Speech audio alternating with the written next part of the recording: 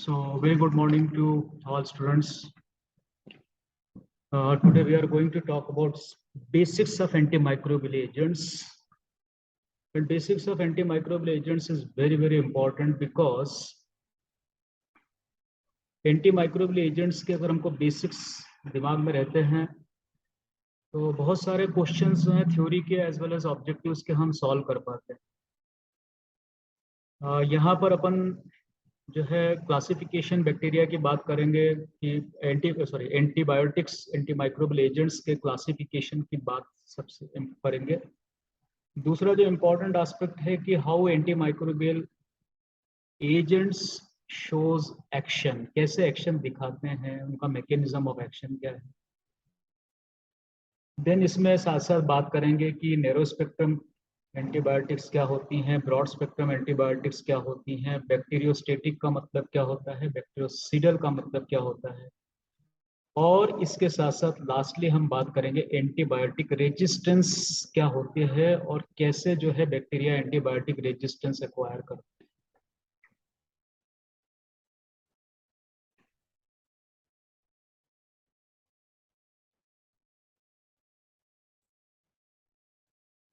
Antibiotics versus synthetic antimicrobial agents, मतलब क्या हुआ इसका। एंटीबायोटिक्स और सिंथेटिक एंटीमाइक्रोबियल एजेंट्स में डिफरेंस है। Antibiotics are obtained from micro organisms, ये माइक्रो ऑर्गेनिजम्स से ऑब्टेन्ड होते हैं। That is from bacteria and fungi, bacteria और फंगस से जो है हमको ये ऑब्टेन्ड होते हैं। और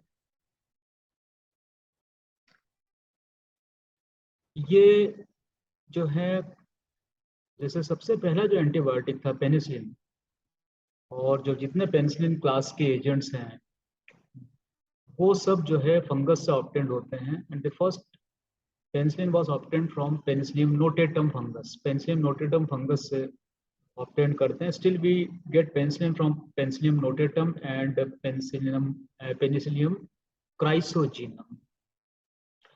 While synthetic antimicrobials are the agents which we have made, हमने बनाए हैं, इसको हमने बनाया है। Then prokaryotes versus eukaryotes. All bacteria are prokaryotes.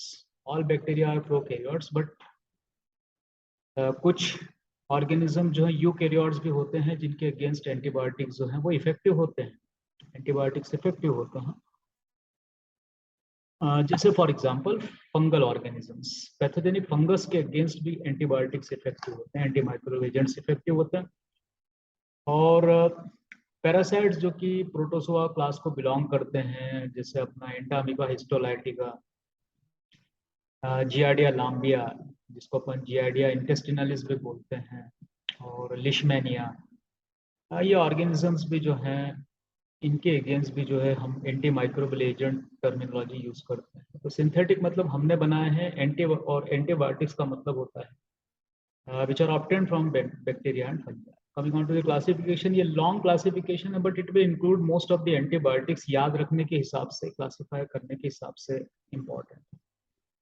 Whenever आपको कोई भी शॉर्ट नोट एंटीबायोटिक्स पे आता है तो 5-6 पॉइंट पर हमको जो है शॉर्ट नोट लिख सकते हैं। शॉर्ट नोट मतलब यही होता है कि हर चीज आनी चाहिए, थोड़ी थोड़ी आनी चाहिए।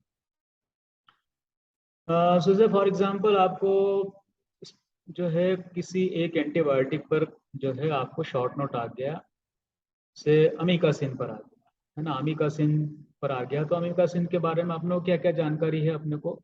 तो पहली जानकारी कि अमीकासिन जो है कौन से क्लास ऑफ एंटीबायोटिक्स को बिलोंग करता है। सो ये अमाइनो ग्लाइकोसाइड एंटीबायोटिक अपने लिख दिया, amino glycoside antibiotic.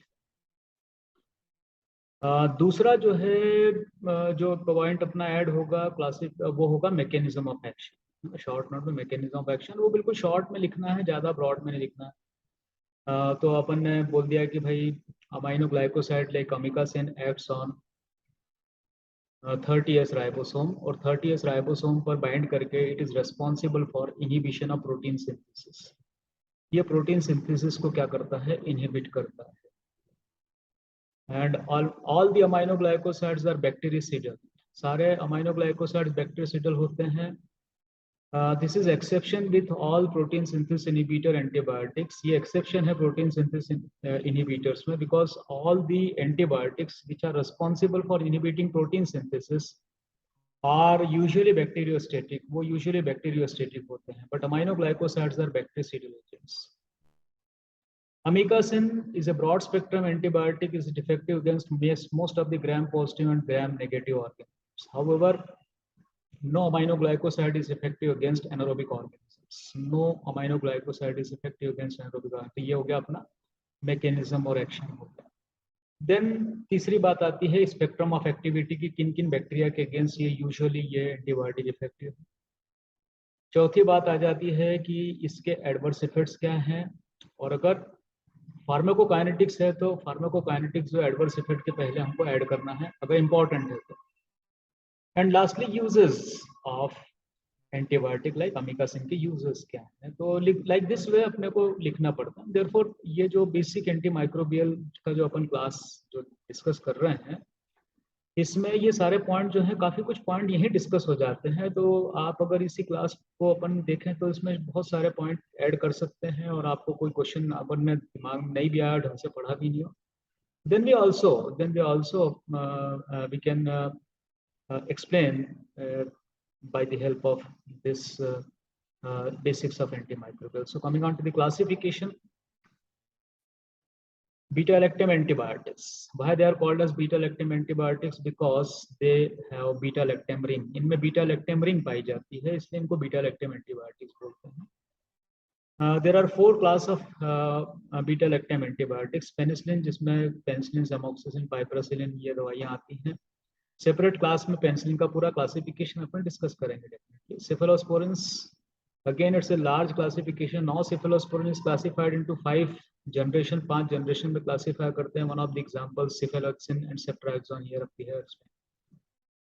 कार्बापेनिम्स, broad, one of the broadest spectrum antibiotic agents, highly effective, और इनको मोस्टली जो है अपन हॉस्पिटल पेशेंट्स में यूज करते हैं। मल्टी ड्रग रेजिस्टेंट केसेस में हम इनका उपयोग करते हैं, आईसीयू में यूज करते हैं। General day to day basis पर कम्युनिटी एक्वायर्ड इन्फेक्शंस में इन दवाइयों का यूज जो है हमको डेफिनेटली अवॉइड करना चाहिए, बिकॉज अगर इनका रेजिस्टेंस हो गया तो it will very difficult to treat such patients. बहुत मुश्किल हो जाती है ऐसे पेशेंट्स को ट्रीट करना, because carbapenems are one of the most effective agents used in the treatment of infections. Imipenem, meropenem, ferropenem, ertapenem, इनमें सब में पेनिम लगा हुआ है ना, तो पेनिम याद करके रख सकते हैं।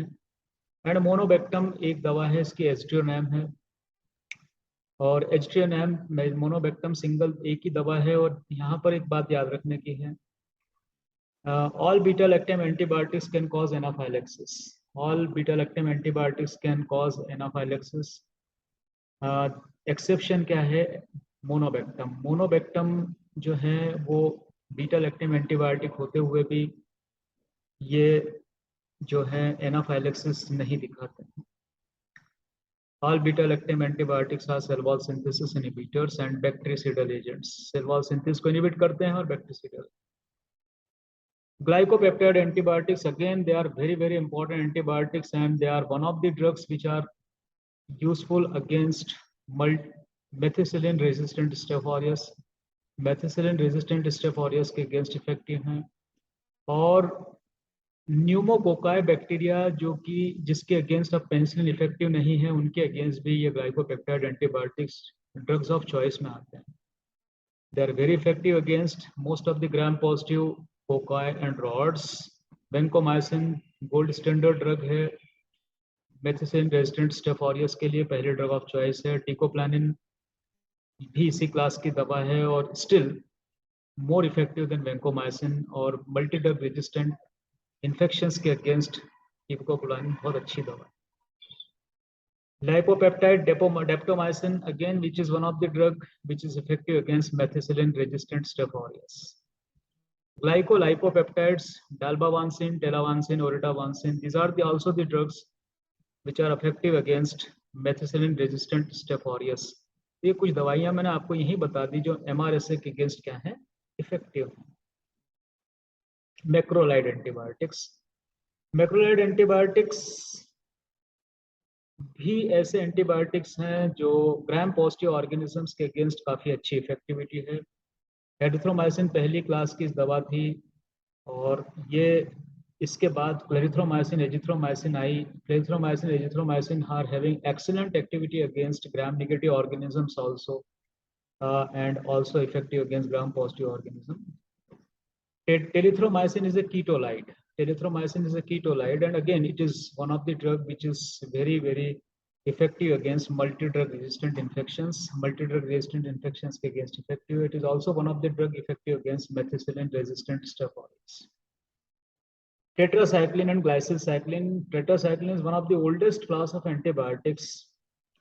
टेट्रासाइक्लिन, डॉक्सीसाइक्लिन, मीनोसाइक्लिन, ये 3 दवाइयां मार्केट में आसानी से अवेलेबल हैं। ग्लाइसिलसाइक्लिन में एक टिकीसाइक्लिन एक दवा है, और टिकीसाइक्लिन जो है ये हमेशा हम लास्ट रिसोर्ट के रूप में यूज करते हैं जब कोई भी एंटीबायोटिक इफेक्टिव नहीं हो। It is one of the antibiotic which is effective against majority of organisms, और इसको हम हर जगह उपयोग नहीं करेंगे।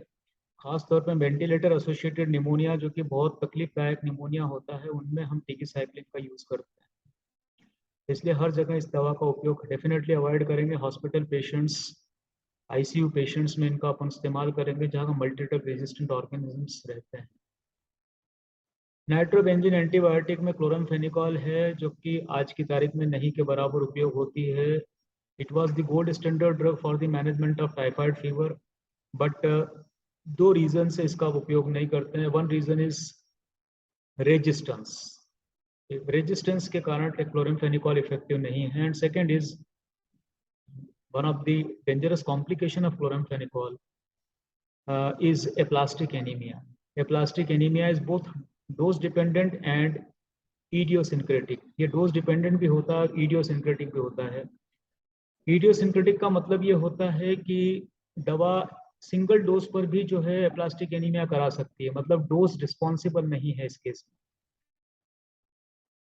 It has been observed that कि क्लोरामफेनिकॉल की ये जो कॉम्प्लिकेशन एप्लास्टिक एनीमिया आता है, that is observed with oral drug, oral के कारण आता है जब ओरल अपन देते हैं, and not observed when chloramphenicol is given parenterally. IV अगर देते हैं तो एप्लास्टिक एनीमिया का जो कॉम्प्लिकेशन है ऐसे देखने में नहीं आता है। Still, it is one of the best drug for the management of meningitis due to H influenza. H influenza के कारण meningitis अगर है तो उसके लिए आज की तारीख में भी chloramphenicol is one of the best drug and alternative, I can say. Aminoglycoside antibiotics very effective against gram positive and gram negative organisms, but it lacks activity against anaerobic organisms. Anaerobic organisms के against activity जो है ये lag करती है, नहीं है। Streptomycin, gentamicin, amikacin, tobramycin, kanamycin, paromomycin, these are some antibiotics belongs to aminoglycoside class. Lincosamide antibiotic, clindamycin, one of the drug which is effective against most of the anaerobic organisms.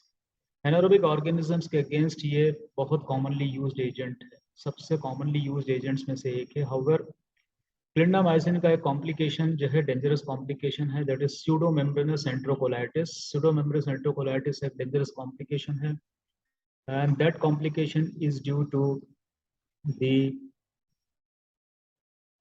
Growth of pathogenic microorganism clostridium difficile. Clostridium difficile का growth हो जाता है क्योंकि उसको ये मार नहीं पाता है और उसकी ग्रोथ हो जाती है, that is responsible for pseudomonas एंट्रोकोलाइटिस।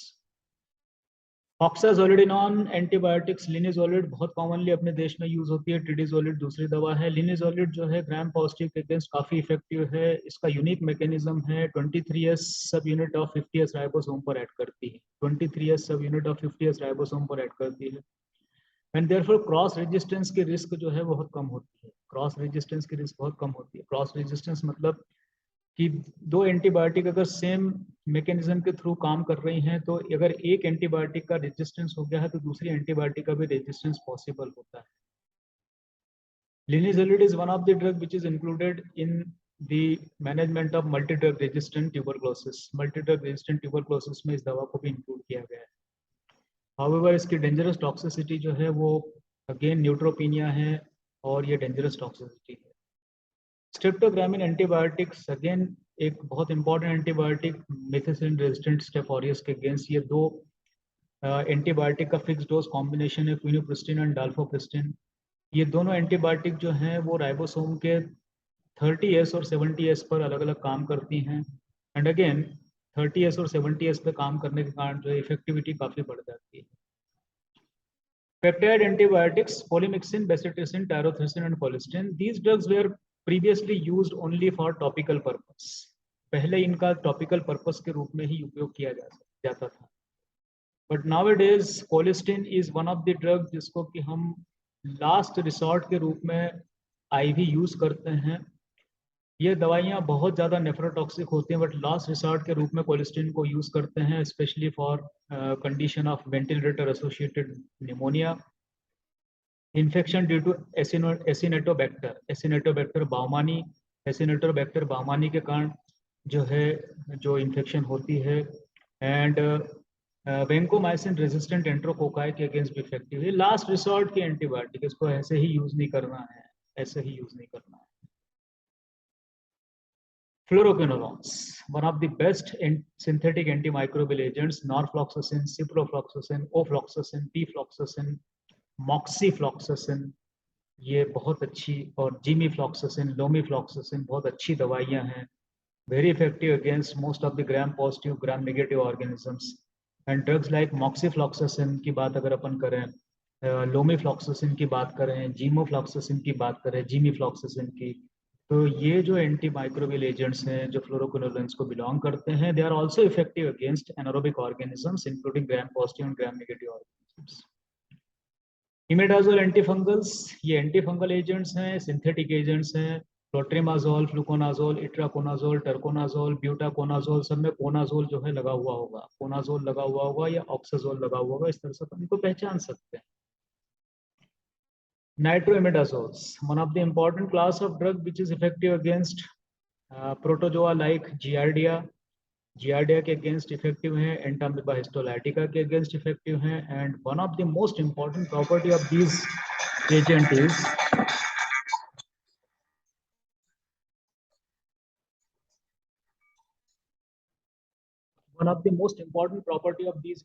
is that they are also effective against anaerobic bacteria के अगेंस्ट एक्सेलेंट एक्टिविटी है, and metronidazole is considered as drug of choice. कोलिन एंटीबायोटिक्स एंटीफंगल एजेंट्स हैं, बैक्टीरिया के अगेंस्ट इनकी effectivity नहीं है। Amphotericin B is one of the most important class of this agent.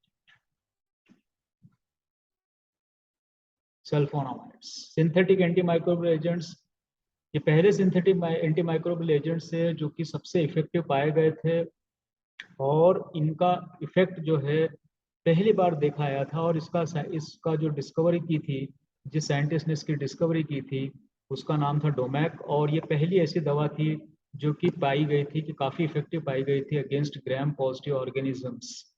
और second world war के time पर इस दवा को टेस्ट किया गया था। आज की तारीख में भी they are very very effective agents for the management of gram positive infections.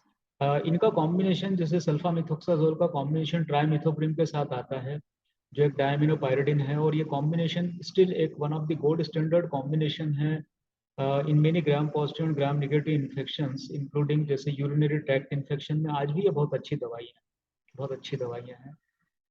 सल्फाडॉक्सिन जो है पायरीमिथामिन के साथ कॉम्बिनेशन में यूज आती है। सल्फाडॉक्सिन पायरीमिथामिन कॉम्बिनेशन जो है, this combination specially used in the patients of malaria. Malaria के पेशेंट में यूज करते हैं, खासतौर पे फैल्सिपेरम मलेरिया के केस में ये कॉम्बिनेशन आज भी इफेक्टिव है। तो रेजिस्टेंस है बट इफेक्टिव है।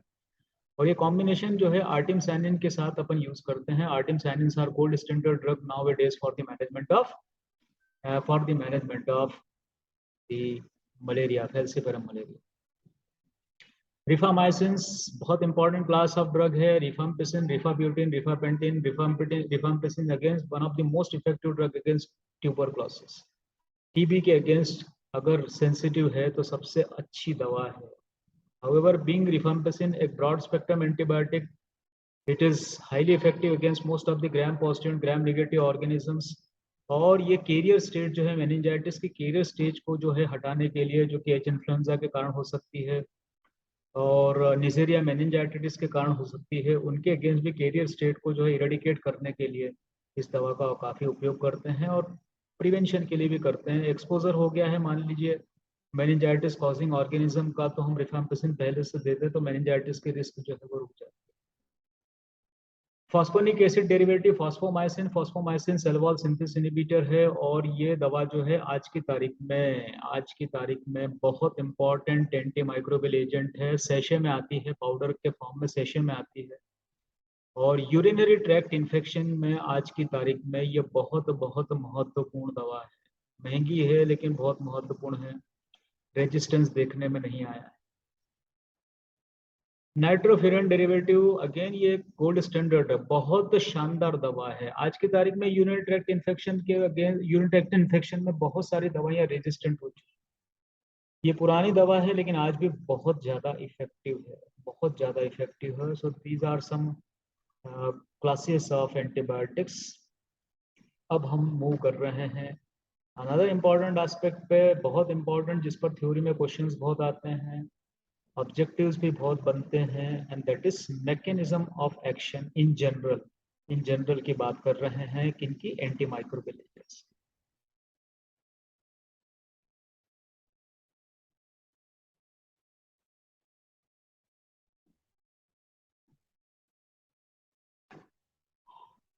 कोई भी एंटीबायोटिक कहाँ पर ऐड करेगा? तो अगर अपन प्रोकैरियोट्स की बात कर रहे हैं, प्रोकैरियोट्स मतलब जैसे बैक्टीरिया की अगर हम बात करें या कोई भी ऑर्गेनिज्म की बात करें, तो बैक्टीरिया में सबसे ऊपर सेल वॉल होती है, उसके अंदर सेल मेम्ब्रेन होती है। सेल मेम्ब्रेन के अंदर ऑफ कोर्स डीएनए होगा, राइबोसोम होंगे। तो ये मेजर 4 साइट्स हैं जहां पर कि एंटीबायोटिक जो है ऐड करेंगे। सेल वॉल पर ऐड करने वाले जो रहेंगे वो सेल वॉल के सिंथेसिस को इनहिबिट करेंगे, है ना, मोस्टली सेल वॉल के सिंथेसिस को इनहिबिट करके और बैक्टीरिया को खत्म करेंगे। क्योंकि अगर समझे कि अगर बैक्टीरिया में सेल वॉल नहीं हुआ, है ना, सेल वॉल नहीं हुआ, तो एंडोऑस्मोसिस अपने को मालूम है। एंडोऑस्मोसिस एक ऐसी प्रोसेस है जिसमें कि फ्लूइड जो है अंदर जाता है from a region of lower concentration to higher concentration, और बैक्टीरिया जो है स्वेल कर जाएगा। सेल वॉल उसको प्रोटेक्ट करेगी। अगर सेल वॉल नहीं होगी तो बैक्टीरिया जो है स्वेलिंग हो जाएगी, उसके एंडोऑस्मोसिस के कारण वो फुल हो जाएगा और वो रप्चर कर जाएगा। यही मैकेनिज्म है। सेल वॉल नहीं बनेगी तो एंडोऑस्मोसिस होगा और प्लाज्मोलाइसिस हो जाएगा बैक्टीरिया का और मर जाएंगे। सेल वॉल सिंथेसिस इनहिबिटर्स इसी तरह से काम करते हैं। सेल वॉल सिंथेसिस इनहिबिटर्स इसी तरह से काम करते हैं। देन दूसरे सेकंड पार्ट जो होगा, सेल मेम्ब्रेन लीकेज करा देंगे, सेल मेम्ब्रेन को डैमेज करा देंगे, तो जो है अगेन बैक्टीरिया जो है खत्म हो जाएगा। तीसरा क्लास है ऐसी दवाइयाँ जो डीएनए के फंक्शनिंग या सिंथेसिस को इंटरफेयर करेंगी। जबकि चौथा जो है हम उसको बोलेंगे वो दवाइयाँ जो राइबोसोम पर करेंगी। तो of course those drugs which will bind with the ribosome are protein synthesis inhibitors. वो प्रोटीन सिंथेसिस इनहिबिटर्स होंगे, प्रोटीन सिंथेसिस को इनहिबिट करेंगे। And most of the antibiotics which are protein synthesis inhibitors are bacteriostatic. ज़्यादातर antibiotics जो कि protein synthesis inhibitor हैं वो bacteriostatic हैं, मतलब बैक्टीरिया के ग्रोथ को रोकती हैं, बैक्टीरिया को डायरेक्टली किल नहीं करती हैं। Exception is aminoglycoside. Aminoglycoside exception है। अमाइनोग्लाइकोसाइड जो है वो बैक्टीरियसिडल एजेंट है। तो अब 1 2 3 4 को लेके, 1 मतलब सेल वॉल, 2 मतलब सेल मेम्ब्रेन, 3 मतलब डीएनए के फंक्शन सिंथेसिस को अफेक्ट करने वाली, एंड 4 राइबोसोम को अफेक्ट करने वाली। इस तरह से देखें, और कुछ इंटरमीडिएट मेटाबॉलिज्म को भी अफेक्ट करेंगे। जैसे बैक्टीरिया फॉलिक एसिड खुद का बनाता है ना, बैक्टीरिया खुद फॉलिक एसिड बना सकता है। अनलाइक हमारे जैसे हम लोग, we can not synthesize folic acid, we can not synthesize folic acid, but bacteria can synthesize folic acid. तो बैक्टीरिया के फॉलिक एसिड के सिंथेसिस को हम ब्लॉक कर देंगे तो फॉलिक एसिड नहीं बनेगा, फॉलिक एसिड नहीं बनेगा तो डीएनए नहीं बनेगा, डीएनए नहीं बनेगा तो ऑफ कोर्स बैक्टीरिया की ग्रोथ रुक जाएगी। सेल वॉल सिंथेसिस इनहिबिटर में अभी अपन ने क्लासिफिकेशन देखा। बीटा लैक्टम एंटीबायोटिक्स को याद रखो। Beta lactam antibiotics, all beta lactam antibiotics are responsible for inhibition of cell wall synthesis. और एक कॉन्सेप्ट यहाँ ध्यान रख लें, all cell wall synthesis inhibitors, most of these cell wall synthesis inhibitors I should say are bactericidal। बैक्टीरिसिडल है मतलब direct bacteria को किल कर देते हैं, डायरेक्ट बैक्टीरिया को किल करते हैं।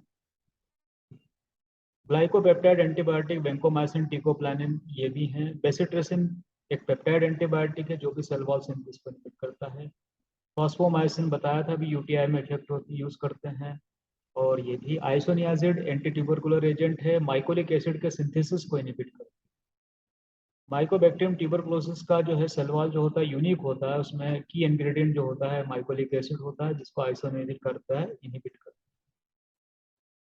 देन सेल मेम्ब्रेन लीकेज कराने वाली एम्फोटेरिसिन बी, कोलेस्टिन, एंड अगेन कोलेस्टिन आपको मालूम पेप्टाइड एंटीबायोटिक है, शानदार एंटीबायोटिक है। और लास्ट में यूज करते हैं डेप्टोमाइसिन। डेप्टोमाइसिन ये तीनों दवाइयाँ जो हैं सेल मेम्ब्रेन लीकेज कराती हैं। और तीनों की तीनों दवाइयाँ जो हैं ये सिडल हैं, मतलब बैक्टीरिया को किल करती हैं। Then acting on DNA, DNA synthesis को इनहिबिट करने वाली दवाइयाँ ये एसाइक्लोविर, गेनसाइक्लोविर, वेलासाइक्लोविर है ना, और भी दूसरी दवाइयाँ। ये दवाइयाँ जो हैं डीएनए सिंथेसिस को अफेक्ट करती हैं, वायरस के डीएनए सिंथेसिस को इनहिबिट करके, और जो है वायरस को की ग्रोथ को रोकती हैं। डीएनए डिपेंडेंट आरएनए पॉलीमरेज है ना, डीएनए डिपेंडेंट आरएनए पॉलीमरेज का मतलब क्या है, ये ऐसा आरएनए पॉलीमरेज एंजाइम जो डीएनए पर डिपेंड करता है ट्रांसक्रिप्शन के लिए डिपेंड करता है। रिफेम्पिसिन, रिफाब्यूटिन, रिफापेंटिन आर दी एजेंट्स जो कि डीएनए डिपेंडेंट आरएनए पॉलीमरेज को इनहिबिट करेंगी और फर्दर ट्रांसक्रिप्शन और फाइनल प्रोटीन सिंथेसिस को फाइनली इनहिबिट करेंगे। And again these antibiotics are this bactericidal, ये भी बैक्टीरियासिडल। डीएनए गायरेज और टोपो आइसोमरेज 4 को इनहिबिट करने वाले दवा। डीएनए गायरेज या टोपो आइसोमरेज 4 जो है they are responsible for super coiling of DNA. Super coiling of DNA के लिए रिस्पॉन्सिबल रहते हैं।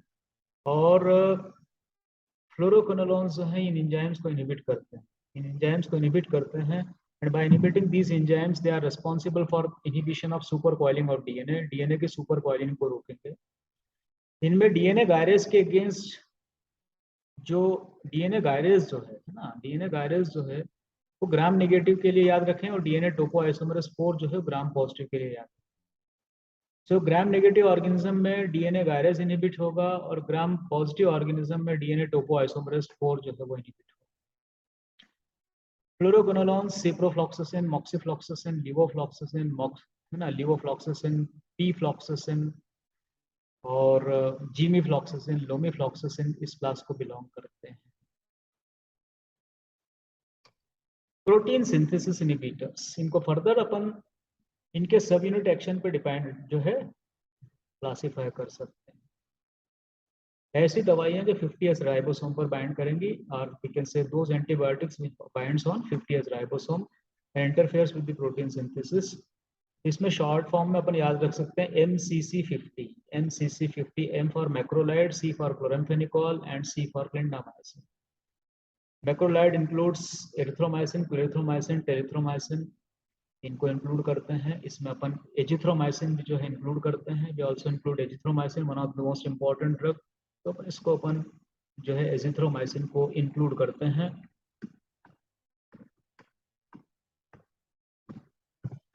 बहुत important, one of the broad spectrum antibiotic, most commonly used antibiotic है। क्लोराम्फेनिकोल अभी अपन ने बताया नाइट्रोबेंजीन ग्रुप को बिलोंग करती है। क्लिंडामाइसिन लिंकोसामाइड को बिलोंग करती है। And almost all these agents are bacteriostatic, ये सारे के सारे एजेंट बैक्टीरियोस्टेटिक हैं।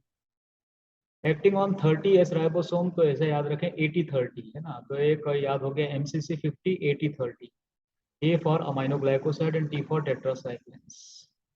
अमाइनोग्लाइकोसाइड्स जैसे अपन ने पीछे देखा, streptomycin, gentamicin, amikacin, kanamycin 30S ribosome पर बाइंड करते हैं, और ये बैक्टीरिसिडल एजेंट हैं, बैक्टीरिसिडल हैं।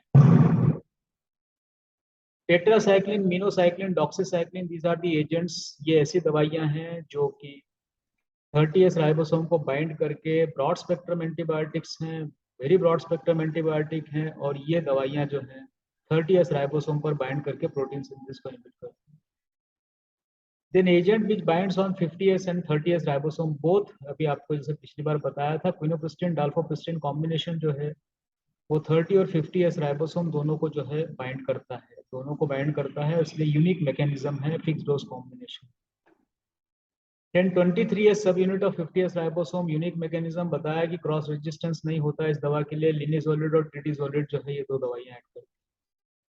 फॉलिक एसिड को सिंथेसिस इनहिबिट करने वाली जो है हमारी सल्फोनामाइड्स हैं और डायअमाइनोपायरिमिडिन्स हैं। सल्फोनामाइड्स जैसे सल्फामिथोक्साजोल और डायअमाइनोपायरिमिडिन्स लाइक ट्राइमिथो।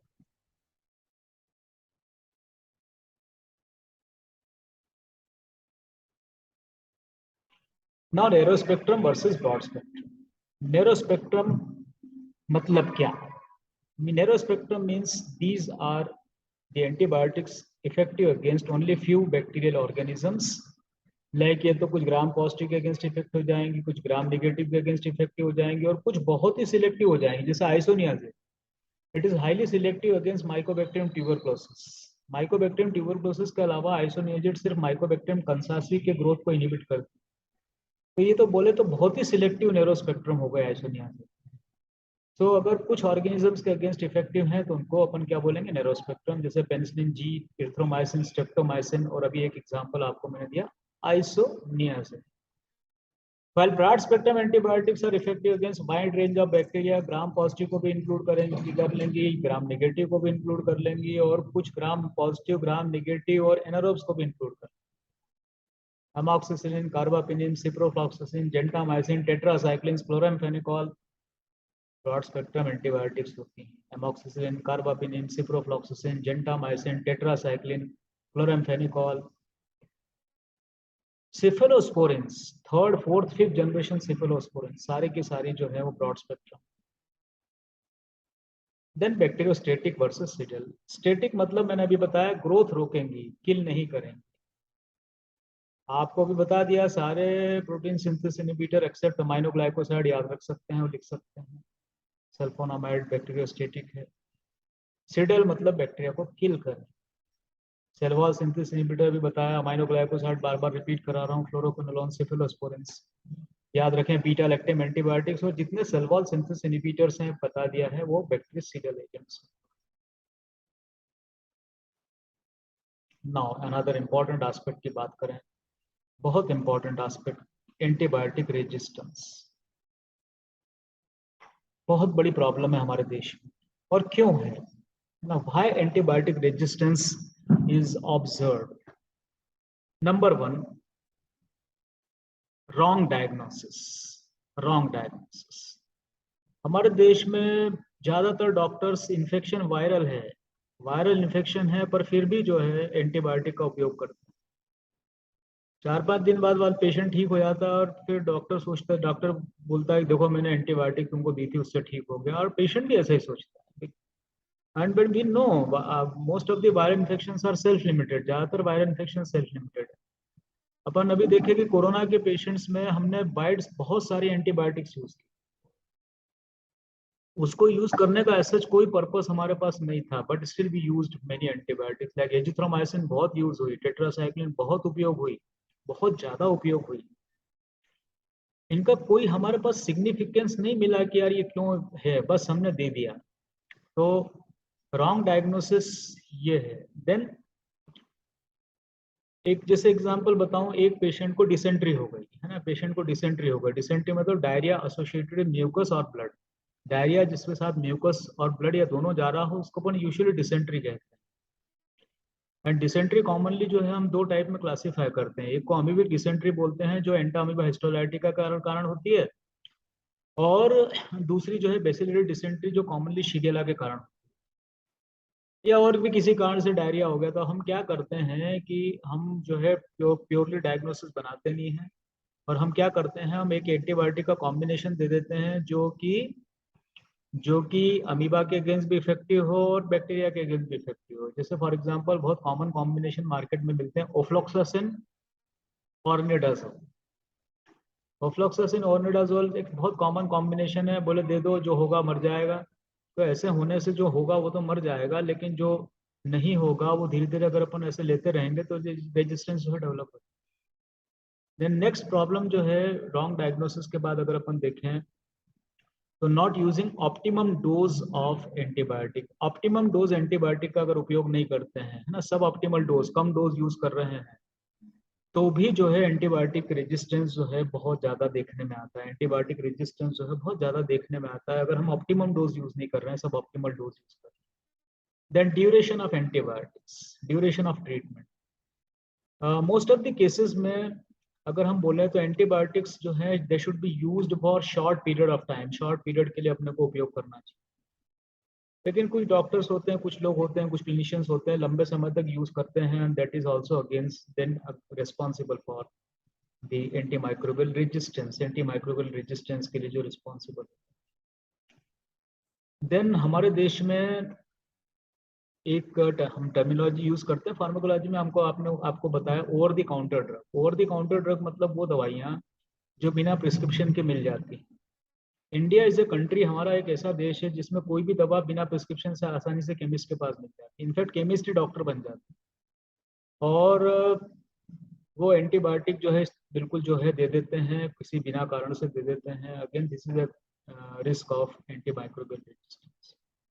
और एंटीमाइक्रोबियल रेजिस्टेंस कहाँ से आता है? Antibiotics are very commonly used in animals. Animals में यूज करते हैं, जो हमारे गाय हैं, ढोर हैं, जानवर हैं, भैंसे हैं, कुत्ते हैं, और पेट डॉग्स हैं, मतलब कुत्ते बिल्ली हैं, इनके अगेंस्ट भी एंटीबायोटिक यूज करते हैं। और वो एंटीबायोटिक्स जो है वो सॉइल में आ जाते हैं, सॉइल से हमारे बॉडी में आ जाते हैं, और वो भी एक रेजिस्टेंस का जो है कारण बनते हैं। पोल्ट्री फार्मिंग में मैंने एक जगह पढ़ा था, पोल्ट्री फार्मिंग में एक दवा यूज करते थे, स्टेप ये आपको बताया था ना, क्विनोप्रिस्टिन डाल्फोप्रिस्टिन। तो वर्ल्ड के किसी जगह पर ये क्विनोप्रिस्टिन डाल्फोप्रिस्टिन जो है, जो पोल्ट्री फार्मिंग में मतलब हेंस में यूज करते थे, जो चिकन्स में यूज करते थे, उससे सॉइल में जो चिकन की जो टट्टी है, जो फीकल मैटर है, वो आ जाता था, and that was responsible for antibiotic resistance due to quinupristin and dalfopristin. So we can assume इस तरह से एंटीबायोटिक्स जो है रेजिस्टेंस जो है कॉमनली देखने में आता है। कुछ ऐसे बैक्टीरिया हो गए हैं जिनके अगेंस्ट कोई भी एंटीबायोटिक अब इफेक्टिव नहीं है। जैसे महान बैक्टीरिया हमारा माइकोबैक्टीरियम ट्यूबरक्लोसिस। एंट्रोकोकाई, एंट्रोकोकाई में दो बैक्टीरिया हैं जिनके अगेंस्ट अब एंटीबायोटिक्स ने काम करना करीब करीब बंद ही कर दिया है। One is Enterococcus fecalis and another is Enterococcus fecum. Fecalis और fecum के अगेंस्ट जो है इफेक्टिव नहीं है। एंट्रोबैक्टर, ये जो है एंट्रोबैक्टीरियसी फैमिली का ऑर्गेनिज्म है, और इसके अगेंस्ट वाइड स्प्रेड रेजिस्टेंस इसने एक्वायर कर लिया antibiotics. Staph aureus, methicillin resistant staph aureus जो है वो बहुत बड़ी प्रॉब्लम हमारे लिए, जैसा कि हम आज डिस्कस कर रहे हैं। One of only few antibiotics are effective against methicillin resistant staph aureus. Soil में पाया जाने वाला एक सेप्रोफाइट है जो कि इम्यूनो कॉम्प्रोमाइज पेशेंट में इन्फेक्शन कराता है। बहुत ही नोटोरियस ऑर्गेनिज्म है एसिनेटोबैक्टर बाउमानी। एसिनेटोबैक्टर बाउमानी जो है ये बहुत नोटोरियस है, बहुत नोटोरियस है। एंड वही इंपॉर्टेंट बैक्टीरिया की बात करें, Escherichia coli, E coli. E. coli has acquired significant resistance. E. coli is one of the most common cause of urinary tract infection. Urinary tract infection का बहुत common cause है। और E. coli ने एक जो है एंजाइम जो develop किया है, ESBL, extended spectrum beta lactamase. ये extended spectrum beta lactamase production के कारण जो है बहुत सारी एंटीबायोटिक्स जो है अब यूटीआई में इफेक्टिव नहीं हो पा रही, और इसलिए हमको फिर कार्बापेनियम्स पे जाना पड़ता है। कार्बापेनियम्स स्टिल इफेक्टिव है, नाइट्रोफेरेंटोइन अभी आपको बताया स्टिल इफेक्टिव है, फॉस्फोमाइसिन अगेन इफेक्टिव है। तो यूटीआई में हमने जो बहुत अच्छी दवाइयाँ थी और वो रेजिस्टेंस हो गई, जैसे फ्लोरोक्विनोलोन्स जो है गोल्ड स्टैंडर्ड थी, बट आज की तारीख में हम जितने कल्चर रिपोर्ट्स देखते हैं, सेंसिटिव रिपोर्ट्स देखते हैं, उनमें जो है ई कोलाई जो है वो उसके अगेंस्ट जो है हमारी फ्लोरोक्विनोलोन्स इफेक्टिव नहीं रहती हैं एंटीमाइक्रोबियल रेजिस्टेंस के कारण। So widespread and improper use of antibiotics is mainly responsible for resistance. Using antibiotics without proper diagnosis is another cause. तो बहुत सारे cause मैंने इसके अलावा भी आपको बताए हैं। Now how bacteria acquires resistance? Number one, पहले अगर बात करें, inhibiting the entry of antibiotic. Antibiotic की जो है एंट्री जो है बैक्टीरिया रोक दे। तो अगर हम ग्राम नेगेटिव ऑर्गेनिजम्स की बात करें, तो ग्राम नेगेटिव ऑर्गेनिजम्स में पोरिन चैनल्स होते हैं, इनके सेल वॉल में चैनल्स होते हैं, पोरिन चैनल्स, जिनके थ्रू एंटीबायोटिक एंटर करती है, जैसे अमाइनो ग्लाइकोसाइड। अमाइनो ग्लाइकोसाइड जो पोरिन चैनल्स के थ्रू एंटर करती है, तो बैक्टीरिया ने क्या किया, बोले यार बार बार ये घुस जाता है और हमको मार देता है, तो हम क्या करें, तो उन्होंने वो पोरिन चैनल्स के स्ट्रक्चर में ही म्यूटेशन करा दी। And as a result of mutation in the porin channel, now amino glycosides की एंट्री क्या हो गई, कम हो गई। और अमाइनो ग्लाइकोसाइड की एंट्री अगर कम हो जाएगी तो ऑफ कोर्स यार दवा कैसे इफेक्टिव रहेगी, अपन सोच सकते हैं। ये एक बहुत बड़ी समस्या है। जैसे आपको बताएं, जितने बीटा लैक्टम एंटीबायोटिक्स होते हैं, जितने बीटा लैक्टम एंटीबायोटिक्स होते हैं, अभी बताया सेल वॉल सिंथेसिस इनहिबिटर होते हैं। सेल वॉल के अंदर ले जाने के लिए बैक्टीरिया का ही एक प्रोटीन रिस्पॉन्सिबल है। मतलब हमारा ही जो व्यक्ति है, हमारे ही अगेंस्ट जो है किसका काम कर रहा है, दुश्मन का काम कर रहा है। तो बैक्टीरिया का पेनिसिलिन बाइंडिंग प्रोटीन बैक्टीरिया के लिए ही दुश्मन है, because it is responsible for carrying antibiotic into the cell wall. Cell wall के अंदर ले जाने के लिए रिस्पॉन्सिबल रहता है। और ये जब एंटीबायोटिक सेल वॉल के अंदर जाएगा, सेल वॉल का सिंथेसिस इनिबिशन हो जाएगा।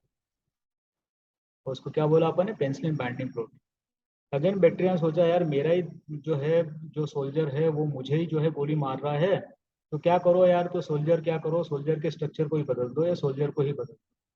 तो what they have done, bacteria have done कि पेनिसिलिन बाइंडिंग प्रोटीन के स्ट्रक्चर को ही उन्होंने मॉडिफाई कर दिया। अब जब स्ट्रक्चर को मॉडिफाई कर दिया तो now many antibiotics can not enter into the cell wall, because penicillin binding protein का स्ट्रक्चर जो है अपन ने क्या कर दिया, उसकी जो है स्ट्रक्चर अल्ट्रेशन के कारण जो है वो एंटीबायोटिक घुस नहीं पा रहा। बेस्ट एग्जांपल है methicillin resistant staph aureus. Methicillin resistant staph aureus ये स्ट्रेन जो स्टेफ ऑरियस का है, इसमें पेनिसिलिन बाइंडिंग प्रोटीन का स्ट्रक्चर अल्टर हो गया है, and therefore many antibiotics can't reach the target site पर पहुंच नहीं पाती हैं। इफ्लक्स ऑफ एंटीबायोटिक्स, अगर एंटीबायोटिक अंदर घुस भी गया सेल बैक्टीरिया के अंदर, तो बैक्टीरिया ने क्या किया है, एटीपी बाइंडिंग कैसेट्स जो हैं वो डेवलप करी हैं। एटीपी बाइंडिंग कैसेट्स जो हैं वो ह्यूमन बींग्स में भी पाई जाती हैं, अपने को मालूम है। और मैंने कुछ क्लासेस में आपको बताया था कि दो तरह के ट्रांसपोर्टर्स होते हैं, एक को बोलते हैं एटीपी बाइंडिंग कैसेट्स और दूसरे को बोलते हैं सॉल्यूट कैरियर्स। यहाँ आपको मैं बता दूं कि पिछली बार बताया था कि एटीपी बाइंडिंग कैसेट्स जो हैं they are responsible for efflux. Efflux मतलब सेल के अंदर से कोई भी सब्सटेंस जो उसको बाहर फेंक देंगे। तो मान लीजिए कि एंटीबायोटिक सेल बैक्टीरियल सेल के अंदर घुस भी गया, तो ये एबीसी बाइंडिंग जो एटीपी बाइंडिंग कैसेट्स हैं ये उनको बाहर निकाल देंगे।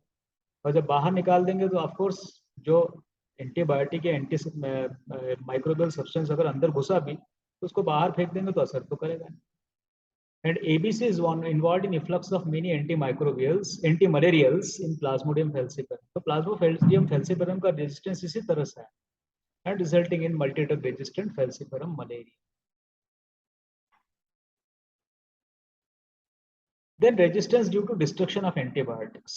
एंटीबायोटिक का डिस्ट्रक्शन ही कर दो भैया तो खेल ही खत्म। तो अब क्या है कि बैक्टीरिया ने ऐसे एंजाइम्स बनाए हैं, बोले कि हम वैसे एंजाइम बनाएंगे कि सारे खेल कर डालेंगे। तो खेल करने के लिए क्या किया इन्होंने, सबसे पहला बनाया बीटा लैक्टेमेज एंजाइम्स।